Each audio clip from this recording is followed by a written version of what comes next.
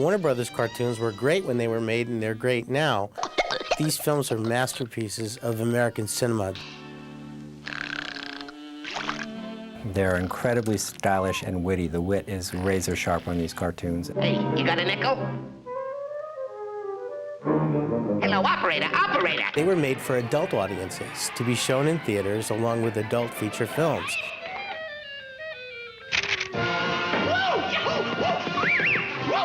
These are classic comedies, these are classic films, and they shouldn't be forgotten. You know, the kids of yesterday have now grown up, and in retrospect, when we look at them now, we see how great they are. Bricka-bracka, firecrackers, this boom ba!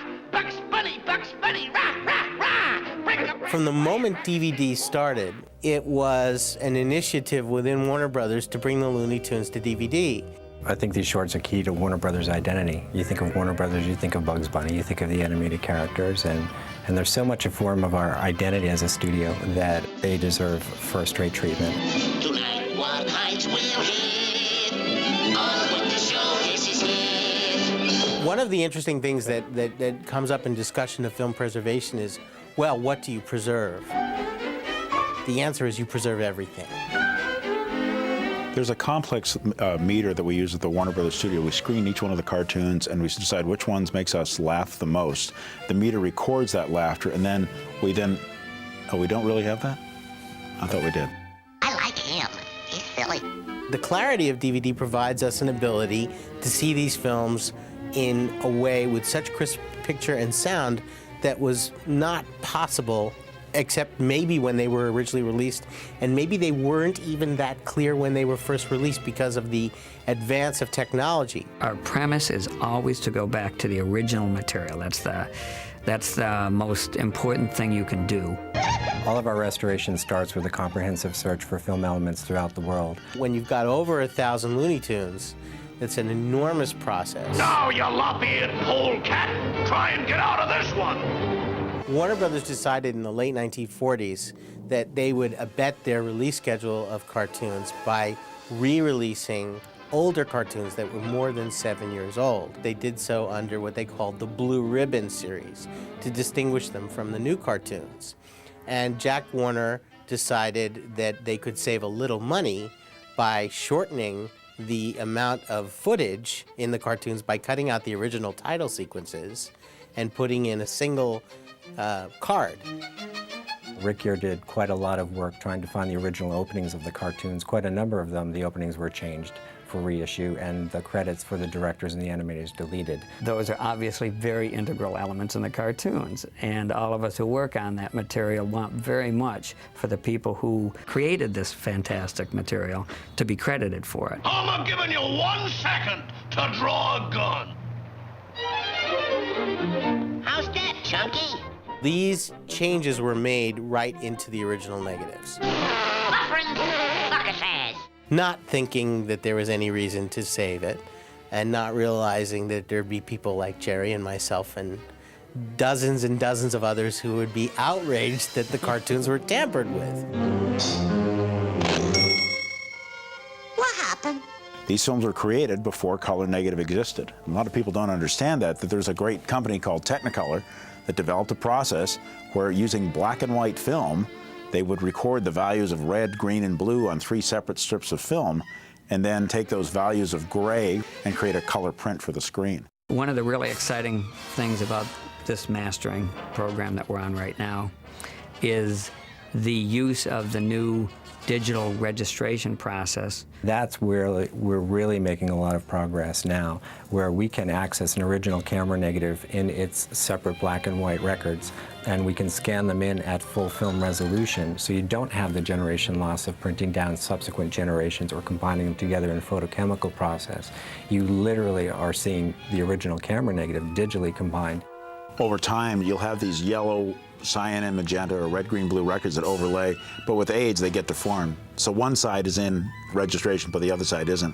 What's so wonderful about this software is it literally warps the frame back into position so all three records overlay each other just perfectly, which photochemically or mechanically you can never do in a film lab. But in the digital world, we are literally able to warp these images back into their correct shape. And as often as we can, we try to reference dye transfer prints from the era, so we're getting the right color correction and contrast, and that we're putting exactly in there what was originally intended by the animator and the filmmaker.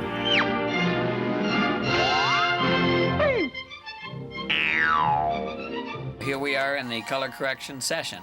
This is where the actual decisions are made in establishing the characteristics of the image.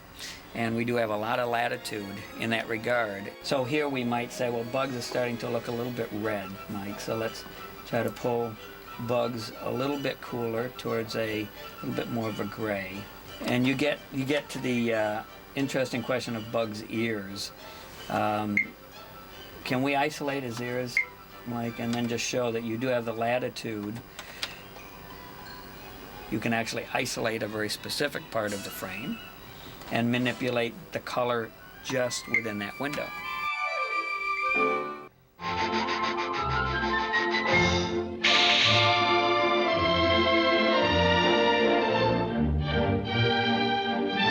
One of the interesting things is cell animation has something involved in it that brings inherent dust that was photographed on the original cells. And now the picture is so clear that people actually think that, well, why aren't these cartoons restored? There's dirt on them. Well, there's not dirt on the film negatives because our people take care of getting rid of that dirt. That dirt was photographed there.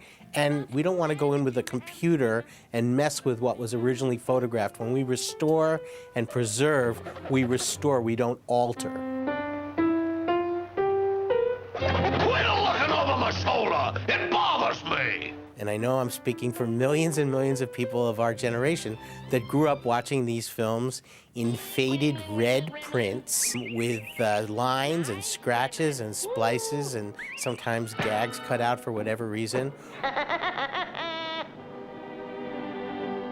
We remember them, they're burned in our minds, and it's like we were watching them through a dirty window, like a dirty car window, and the window's now clean, and we can actually see what's going on. I'm working on a cartoon called Elmer's Candid Camera, and I'm trying to fix the dirt and damage. This is an example here of an emulsion stain. I draw a box around it, and it gets rid of it by drawing from the frames before and after and finding the best match. Oh, there you are.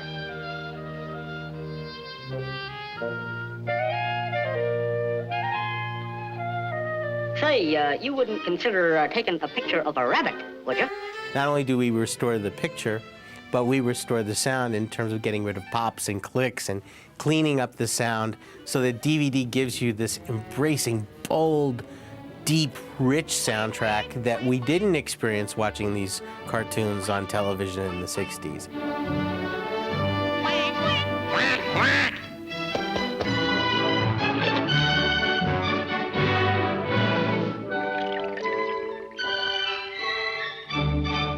The original soundtracks for these features were optically based, so what we do is we take the original camera negative, the optical soundtrack negative, and we make soundtrack prints of those. And then it goes through a very exhaustive sonic process. And exhaustive meaning you sit there for this entire cartoon and you listen with a very keen ear to any anomalies that were created over the years because of dirt or because of an issue in the recording process that you can now clean up. I'm a king for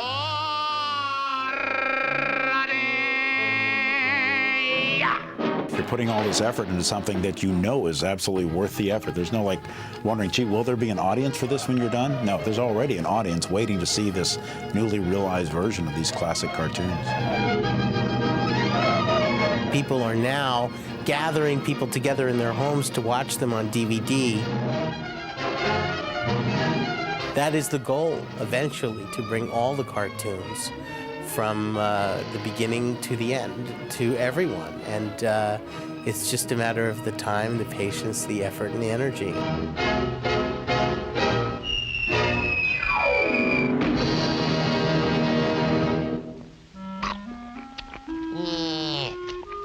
Yeah.